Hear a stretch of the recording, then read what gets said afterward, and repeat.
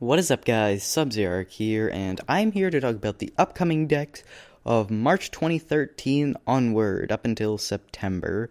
Um, the meta is going to change a lot, not really because of the ban list, but because of stuff that's going to be coming out, pretty much. Of course, the ban list is going to have an effect on things, but the meta, like, right after the ban list, isn't going to change too hugely. Um, so what I want to talk about first were the decks that are kind of up in the air right now. No one's sure if they're going to be great or terrible. The two I thought were the most obvious were Wind Up and Dark World. Now I made a metaphor about Wind Ups being, having their leg cut off, and so now they can only hop, which won't be as powerful as other decks that can do a full force run.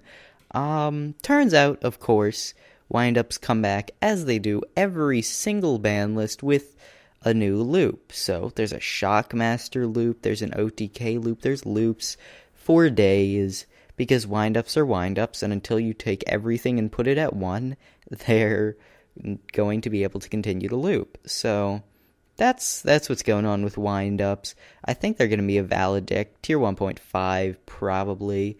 They have the possibility to be tier 1, and I'm sure they'll be higher than tier 2. The next deck is Dark World, which got a small boost on the ban list, which is Mind Crush to 3, which is an amazing boost, because Mind Crush is a card that can be used offensively and defensively. You can set it, and when your opponent searches something, you can flip it and get that thing out of your hand, or you can just, only be holding Dark Worlds, flip it, declare Karibo, and then, you get to see their hand, and you get to discard a Dark World. It's random, so it's not very reliable, but it's a very versatile card, and the fact that Dark Worlds can main it with pretty much no disadvantage is very powerful. People usually have said Dark Worlds aren't that great of a deck in general, though. They tend to not have the best Game 2 and 3 matchups, but they have a great Game 1, and I can definitely see them doing well. The thing about this next format is, at least at the beginning, I think that we're going to see a lot of cards getting popped, because some of the main decks right now that can pop are Water, Merlantians, Firefist, and Prophecy. Those three decks pop a whole lot of cards, and they're some of the biggest decks of this format, so stuff like Gates might not be great to be running, because that thing is very susceptible to being popped. I would not recommend running Dark Smog this coming format, just because it's probably going to get popped. I don't know about Gates. I'd almost recommend trying to play without it, because if it's, you're going to have one turn to have your fun, and then it's going to get popped, so I'm really considering, playing Dark Worlds and taking Gates out, but it's such an amazing card. People call me crazy for saying take it out, but it's something that we might see, so keep that in mind if you're trying to build Dark Worlds. Then we have, of course, Water, Fire, Fist, and Prophecy. Water is an amazing deck. Now we have a new variant of it that's not running any Undyne. People are jumping on that deck. Some people will stay with the old Undyne build. So there's tons of stuff you can do with Water. They aren't hurt by Skill Drain, which is very powerful. So they're a great deck overall. They can pop tons of stuff and drop huge beaters. It's going to be a very influential deck this format. Then Prophecy, the deck is great right now, and it's going to get more broken when they get Divine Judgment. That card is definitely going to make spellbooks amazing, so I'm kind of just waiting to see what happens when that comes out. T-King 2 means that they can't be hurt too badly by anti-meta drawing into a T-King every first turn, which is kind of scary. So, yeah, Prophecy is also going to be a huge deck. It can pop a lot. It's got huge beaters. It's got protection. It's got boosting cards. It's got drawing. It's really powerful. Then Firefist, that deck is just, it's getting better. There are a few cards that the deck does not have yet, but it's definitely going to be a great deck, and I can see it getting a lot better, so we're just going to have to wait for the deck to get the cards it needs. Right now, it's an amazing deck. It's topped an event already, or, that's pretty crazy. A lot of decks, even this deck, where it doesn't have all its support yet, and it's already topping, that's slightly worrying, actually, because the deck's amazing right now. What's going to happen when it gets all its new support? That's, yeah, I don't know what's going to happen, but hands down, it's a great deck. And then the last deck of the previous format I want to talk about is Macro Rabbit. The deck got hurt a little by Sangan getting banned, but it's not hit too hard. It's got all of its core cards still playable.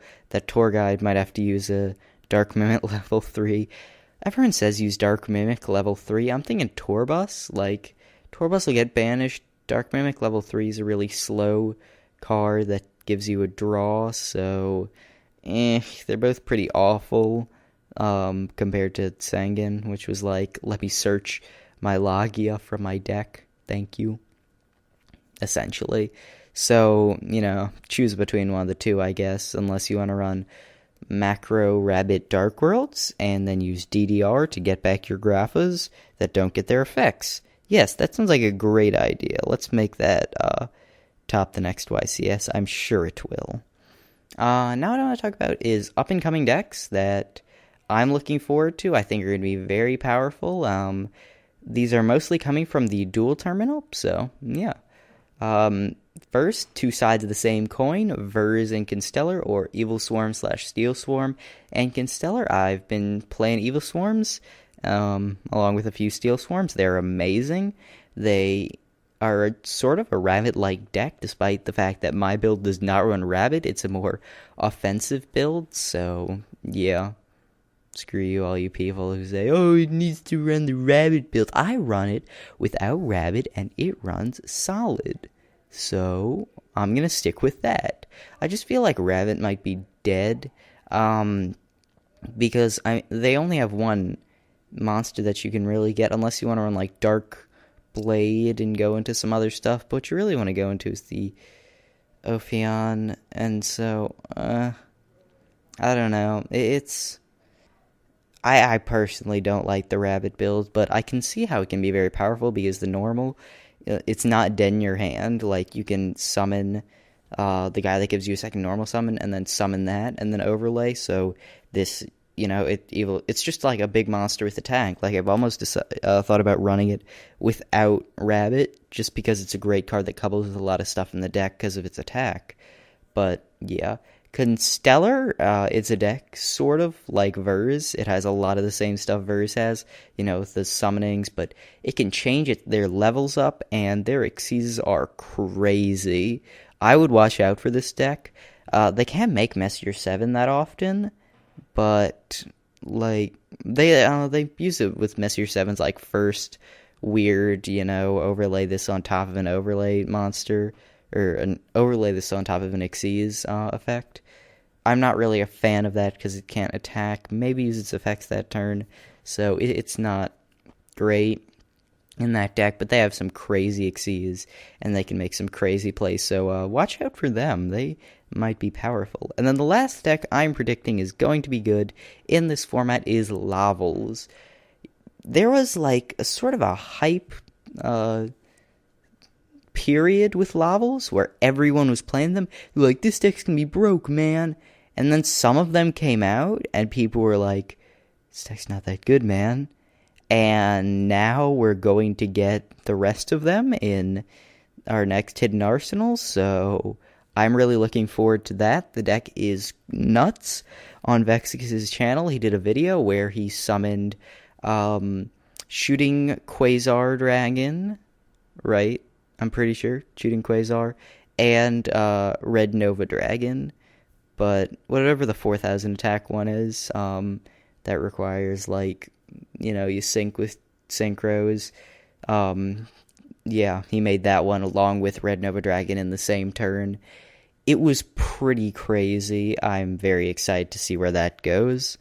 And that's pretty much it. That's what I think is going to be the most played. If I missed anything, of course, you can tell me. I may have. I was considering talking about Harpies, but that's a terrible deck. You shouldn't run it. What you should do is you should comment on sites and say, okay, put the prices down on this deck. No one's gonna run. No one's gonna run. Comment on the sites and say, put the price down on Big Eye, because no one's gonna run Big Eye. So go and say, Big Eye needs to be like $1. And then we'll be good. We'll have a perfect meta if Big Eye's $1. It doesn't even matter what the top late decks are as long as Big Eye's $1. Anyway, I'll see you guys in whatever comes up next. Hopefully a duel sometime. We'll see. Yeah, bye.